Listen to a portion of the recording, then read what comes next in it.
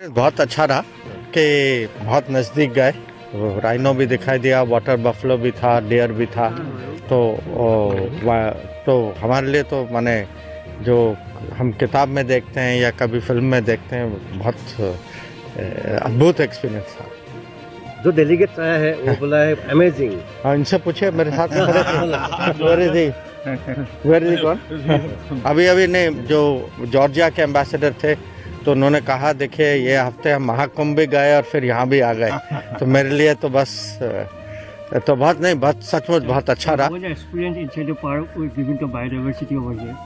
तो see, I am very happy to see now more भाई किसी का फोन बज रहा है, हाँ, that a lot of tourists are growing. We are of course here for Advantage Assam. We are going to Guwahati after this. So we want to get more, not Assam and Northeast states, give it a higher profile, get more international interest, more tourists, more investors. So I think it's a very good direction, and to see this early morning, it's a great way to start a day.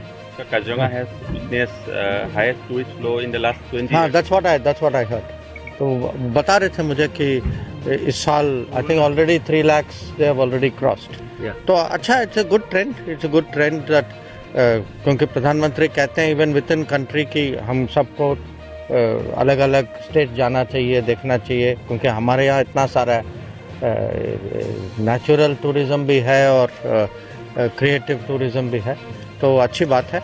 चलिए, thank you all.